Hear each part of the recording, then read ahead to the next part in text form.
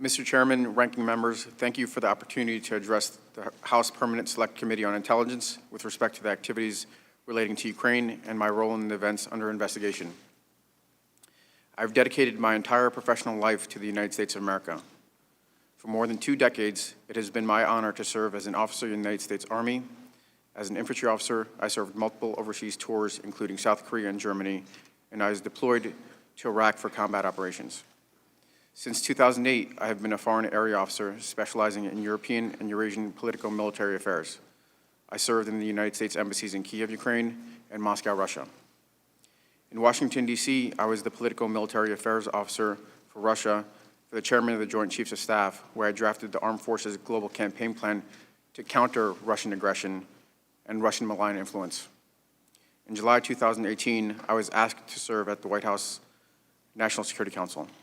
At the NSC, I'm the principal advisor to the National Security Advisor on Ukraine and other countries in my portfolio.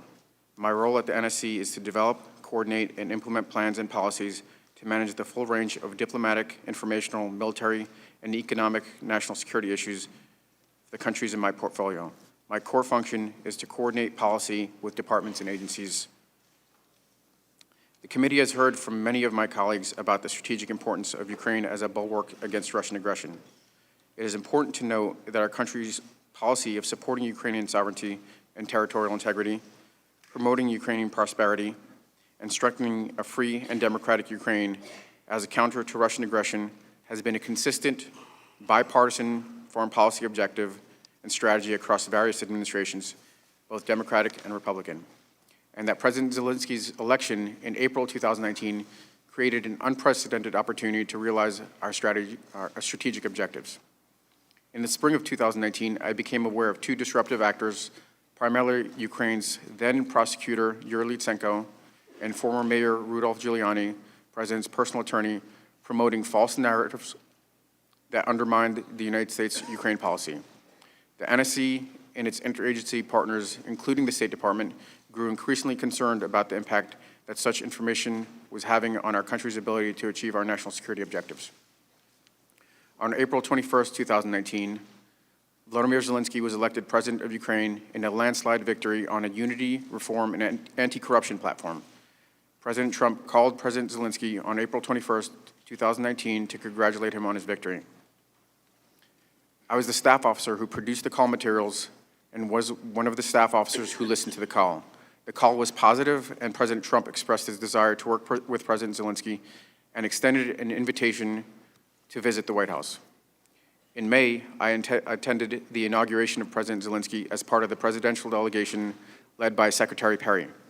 Following the visit, the members of the delegation provided President Trump a debriefing offering a positive assessment of President Zelensky and his team. After this debriefing, President Trump signed a congratulatory letter to President Zelensky and extended another invitation to visit the White House. On July 10, 2019, Alexander Danylyuk, then Ukraine's National Security Advisor, visited Washington, D.C. for a meeting with National Security Advisor Bolton. Ambassadors Volker and Sondland, and Secretary Rick Perry also attended the meeting. I attended with Dr. Hill. We fully anticipated the Ukrainians would raise the issue of a meeting between the presidents. Ambassador Bolton cut the meeting short when Ambassador Sondland started to speak about the requirement that Ukraine deliver specific investigations in order to secure the meeting with President Trump. Following this meeting, there was a short debriefing during which Ambassador Sondland emphasized the importance of Ukraine delivering the investigations into the 2016 elections, the Bidens, and Burisma. I stated to Ambassador Sondland that this was inappropriate and had nothing to do with national security. Dr. Hill also asserted his comments were improper. Following the meeting, Dr. Hill and I agreed to report the incident to NSC's lead counsel, Mr. John Eisenberg.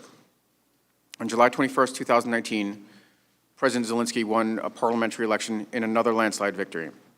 The NSC proposed that President Trump call President Zelensky to congratulate him. On July 25th, 2019, the call occurred. I listened on the call in the Situation Room with White House colleagues. I was concerned by the call. What I heard was inappropriate, and I reported my concerns to Mr. Eisenberg. It is improper for the President of the United States to demand a foreign government investigate a U.S. citizen and a political opponent. I was also clear that if Ukraine pursued an investigation, it was also clear that if Ukraine pursued an investigation into the 2016 elections, the Bidens and Burisma, it would be interpreted as a partisan play. This would undoubtedly result in Ukraine losing bipartisan support, undermining U.S. national security, and advancing Russia's strategic objectives in the region. I want to emphasize to the committee that when I reported my concerns on July 10th relating to Ambassador Sondland, and then July 25th relating to the President, I did so out of a sense of duty. I privately reported my concerns in official channels to the proper authority in the chain of command. My intent was to raise these concerns because they had significant national security implications for our country. I never thought that I'd be sitting here testifying in front of this committee and the American public about my actions. When I reported my concerns, my only thought was to act properly and to carry out my duty. Following each of my reports to Mr. Eisenberg, I immediately returned to work to advance the President's and our country's foreign policy objectives. I focused on what I have done throughout my military career, promoting America's national security interests. I want to take a moment to recognize the courage of my colleagues who have appeared and are scheduled to appear before this committee. I want to state that the character attacks on these distinguished and honorable public servants is reprehensible. It is natural to disagree and engage in spirited debate, and this has been the custom of our country since the time of our founding fathers. But we are better than personal attacks. The uniform I wear today is that of the United States Army. The members of our all-volunteer force are made up of a patchwork of people from all ethnicities, regions, socio-economic backgrounds who come together under a common oath to protect and defend the Constitution of the United States of America. We do not serve any political party, we serve the nation. I am humbled to come before you today as one of many who serve in the most distinguished and able military in the world. The Army is the only profession I have ever known. As a young man, I decided I wanted to spend my life serving this nation and gave my family refuge from authoritarian oppression. For the last 20 years, it has been an honor to represent and protect this great country. Next month will mark 40 years since my family arrived in the United States as refugees. When my father was 47 years old, he left behind his entire life and the only home he had ever known to start over in the United States so his 3 sons could have a better and safer lives.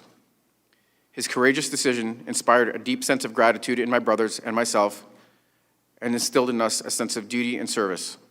All 3 of us have served or are currently serving in the military. My little brother sits behind me here today.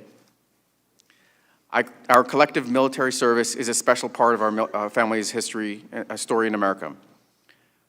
I also recognize that my simple act of appearing here today, just like the courage of my colleagues who have also truthfully testified before this committee, would not be tolerated in many places around the world. In Russia, my act of expressing concern to the chain of command in an official and private channel would have severe personal and professional repercussions, and offering public testimony involving the President would surely cost me my life. I'm grateful to for my father's brave act of hope 40 years ago and for the privilege of being an American citizen and public servant, where I can live free of fear for mine and my family's safety. Dad, I'm sitting here today in the U.S. Capitol talking to our elected professionals is proof that you made the right decision 40 years ago to leave the Soviet Union and come here to the United States of America in search of a better life for our family. Do not worry. I will be fine for telling the truth. Thank you again for your consideration. I will be happy to answer your questions.